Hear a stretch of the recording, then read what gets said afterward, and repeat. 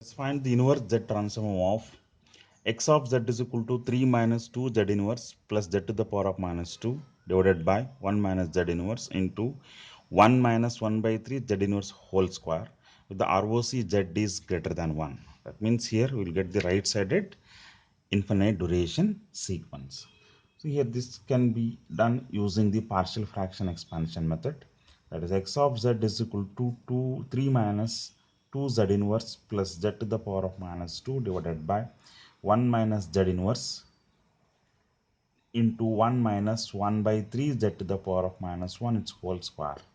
This can be written as C1 divided by 1 minus z inverse plus C2 divided by 1 minus 1 by 3 z inverse plus C3 divided by 1 minus 1 by 3 z inverse its whole square. This is the first step. Now to get the C1 and C2 and C3 here, instead of going for our usual method, we can take like this, that is left hand side 3 minus 2 z inverse plus z to the power of minus 2, that equals to, take LCM here, that is 1 minus z inverse into 1 minus 1 by 3 whole square, then we'll get C1 into 1 minus 1 by 3 z inverse its whole square plus C2 into, that is 1 minus z inverse into, that is 1 minus 1 by 3 z inverse plus C3 into, that is 1 minus z inverse. Denominator and denominator get cancels here. Okay, left hand side we have 1 minus z inverse into 1 minus 1 by 3 z inverse whole square. Right hand side, when you take the LCM here, we will get 1 minus z inverse into 1 minus 1 by 3 z whole square. This side denominator, left hand side denominator and right hand side denominator will get cancelled here. Now to evaluate C1, C2 and C3 here, we'll go for put C1 is equal to, put Z inverse is equal to 1. When you put Z inverse is equal to 1, you get 3 minus 2 plus 1, that is equal to, that is C1, 1 minus 1 by 3. That is nothing but, that is 3 minus 1, that is 2 by 3 its whole square plus Z inverse is equal to 1 here. This will become 0. Here also Z inverse is equal to 1. This also will become 0. Then we will get here, that is 3 minus 1 will be 2, that is 4 by 9 into C1. From this I'll get C1 is equal to 9 by 2, that is nothing but 4.5. Similar, to get C2 or C3, put Z inverse is equal to 3. When you take Z inverse is equal to 3, you get 3 minus 6 plus 9 on the left hand side. Right hand side will get, that is 1 minus 1 by 3 into 3. 3 get cancels. 1 minus 1 will become 0. That's the first part will become 0. Second part C2 also will become, C2 into this also will become 0. And 1 minus 3 it will become, that is minus 2C3. Here you will get, that is 12 minus 6, that is 6 is equal to minus 2C3, that is C3 is equal to, you will get minus 3. Next, to get another value C2, put Z inverse is equal to 0. When you put Z inverse is equal to 0, you will get left hand side, it will become 3, that is C1 plus, when you put Z inverse is equal to 0, this will become C2 plus C3. Substitute C1 and C3 value. 3, this is 4.5 plus C2 minus 3. You'll get C2 is equal to, you'll get, that is 6 minus 4.5 is, you'll get 1.5. That is nothing but 3 by 2. You got C1 and C2 and C3 value. Now you can write x of z has,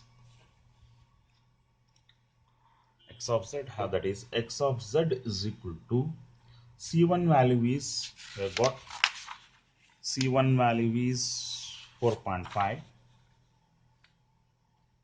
4.5 divided by 1 minus z inverse plus C2 value is We have got C2 value is 3 by 2, that is nothing but 1.5 divided by 1 minus 1 by 3 Z inverse, plus C3 value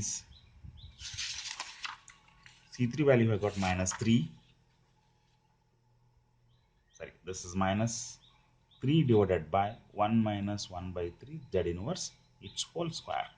Okay, to find its inverse Z transformation, let us take this one has x1 of Z, this one has x2 of Z, and this one has x3 of Z.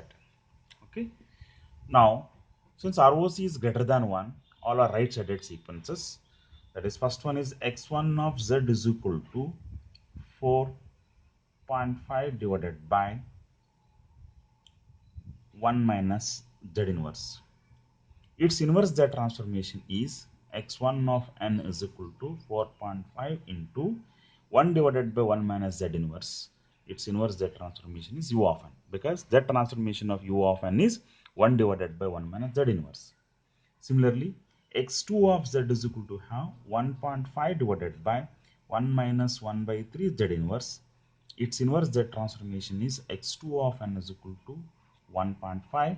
We can write this one as 1 by 3 whole to the power of n into u of n, because we know that Z transformation of a to the power of n into u of n is 1 divided by 1 minus a Z inverse. Here a is 1 by 3.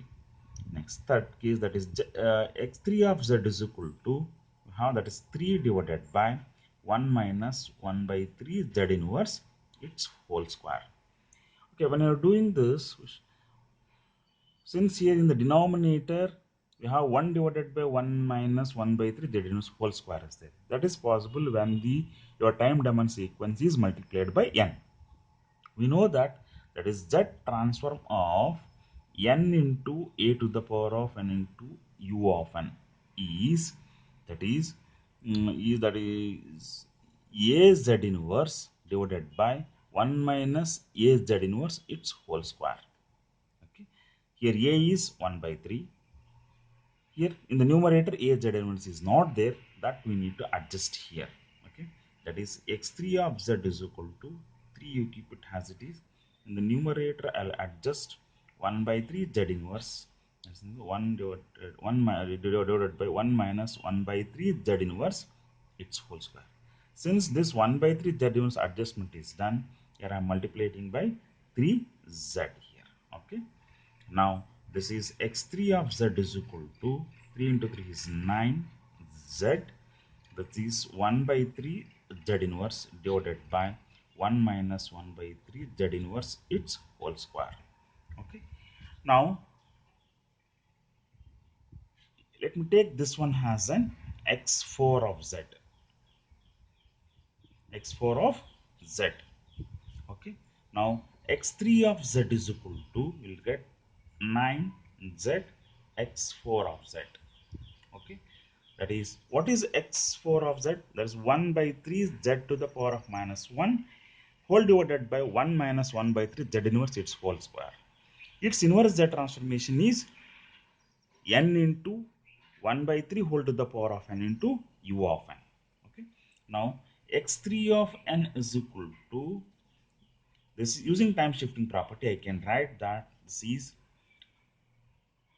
x4 of n plus 1.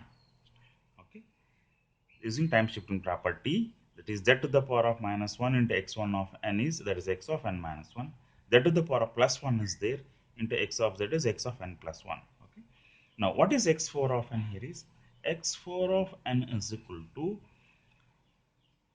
1 by 3 whole to the power of n, sorry, n into 1 by 3 whole to the power of n into u of n.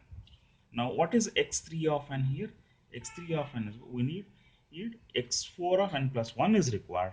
That's in this equation, wherever n is there, that will replace it by n plus 1. You get, that is n plus 1 into 1 by 3 whole to the power of n plus 1 into u of n plus 1.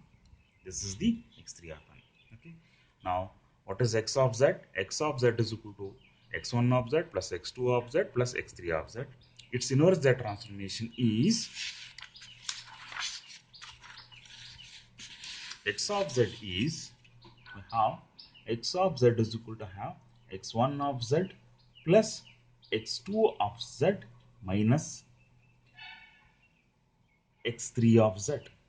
Okay, its inverse z transformation is x of n is equal to x1 of n plus x2 of n minus x3 of n.